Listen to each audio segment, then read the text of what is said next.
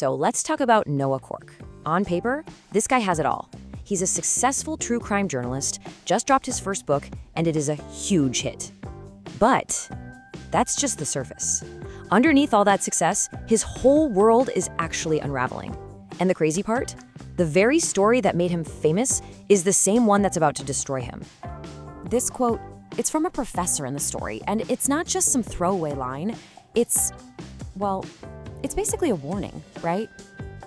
I mean, a journalist's whole job is to dig and dig until they find the truth. But this story really makes you ask, what if finding that truth costs you, well, everything?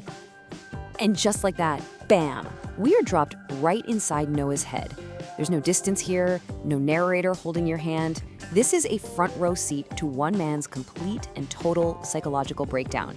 You can practically feel the anxiety coming off the page. Okay, so what is going on here? Where is all this panic coming from? Let's dive into our first section, the journalist's curse. So like I said, on the surface, everything looks great. Noah is riding high. His book, it's about this old unsolved murder of a woman named Tamsin Fellows, is flying off the shelves. By any measure, he's a huge success. But yeah, that success didn't come for free. And that's really the million-dollar question, isn't it? If he's got it all, why is he totally falling apart at the seams? What did it really cost him to unearth that story? And here it is, the answer. When he says her, he's talking about Tamsin Fellows, the victim from his book. But this isn't just, a bad memory. He is literally plagued by visions of her skeleton. He sees it in his closet, in his bed, everywhere. The story he dug up has now moved into his head, and it is absolutely terrifying him. And this right here, this shows you the real-world price of his obsession. While he was all in on this book, his own life was just getting ignored. I mean, look at this list. A skin cancer checkup, a bowel cancer screening, he missed his dad's birthday, his wedding anniversary. These are not small things to forget. He basically sacrificed his health and his family for this story. And just when you think things can't get any weirder for this guy, they do. He's in the middle of his usual morning meltdown, and he sees a message has just appeared in the condensation on his bathroom mirror. Just 4 words. Gravity, let me go. He's totally baffled. Where did this come from? He asks his daughter. She says it wasn't her. It doesn't seem like something his wife would write. So what is it? A song lyric he forgot? A prank? Or is it something more, like a warning? The whole thing is just bizarre. Okay, now this is where it gets super interesting and a little meta. That phrase, gravity let me go, it's not just random. It's the actual title of another novel by Trent Dalton, the real-life author of the story we're talking about right now. It's this really cool moment where the lines between the fiction we're reading and our own reality just completely blur. This whole idea of things appearing and being created, it's a perfect lead into our next section.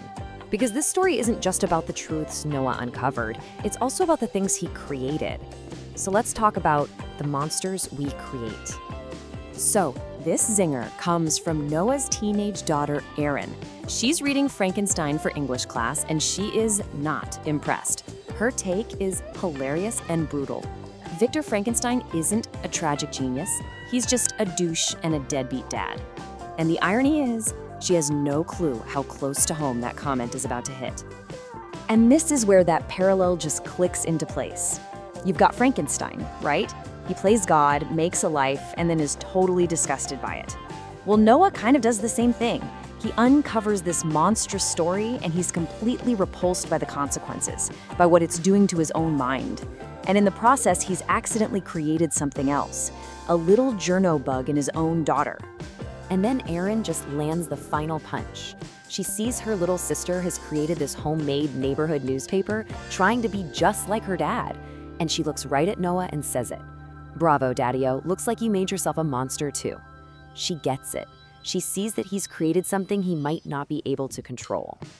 All this tension, between the raw, messy reality and the neat and tidy version of things we create, it leads us right into our third section, the palatable truth. This is all about the edited versions of our lives that are easier for everyone to swallow. This is literally Noah talking to himself in the mirror, trying to get his act together. He knows the real truth. The skeleton visions, the crippling fear is just way too much. No one wants to hear that. He doesn't want to deal with it. So he tells himself, okay, you gotta serve up the palatable truth. No more skeleton talk, just the easy to digest version. And here's a perfect concrete example of what we're talking about. The cover of his book, it's got this dramatic red letterbox. The publisher thought it was great, red like Tamsin's blood. Super dramatic. But in real life, their family letterbox is bright yellow. Why the change? Well, partly for marketing, sure, but mostly it was because his wife Rita was terrified that some true crime nut would figure out where they lived and show up on their doorstep. And this is the grim lesson Noah learns. He used to have this romantic idea of a journalist being this knight in shining armor, protected by the armor of truth. But he realizes that's a total fantasy. The truth isn't armor at all. And fear doesn't care about walls. It just walks right in. All right, so for our last section, let's pull the camera back a bit from Noah's internal chaos and take a look at the world right outside his front door. Let's talk about the stories on Gecko Street. And we're back to the professor again with this great reminder that stories are absolutely everywhere. As all-consuming as Noah's personal horror story is, it's just one of 1,000 others playing out behind closed doors on his quiet, normal-looking street. So he runs into his neighbor, Dale, and it's just this quick, super intense moment. She's obviously going through something awful, cleaning out her mom's house, and she just looks at him and says, "Just so fucking unfair, isn't it?" And then she's gone. We never get the whole story, but in that one line, you feel the crushing weight of it. And then you've got Jim, the guy next door who happens to be a homicide detective. His dog poops on Noah's lawn, and his response is just so nonchalant. Accidents happen, I'll grab it when it's dry. It's such a small thing, but it tells you everything you need to know, right? This is a guy who sees the worst of humanity for a living. He has zero time for petty neighborhood drama. Imagine the stories he could tell. So, what does this all lead to? Well, it brings us to one final, really crucial question. Noah Cork's goal was to expose the truth of someone else's story. But by the end of it all, wasn't he the one who was truly exposed? His fears, his anxieties, the things he'd neglected, his own life laid bare? It really makes you wonder, when a journalist tells someone else's story, who is truly being exposed?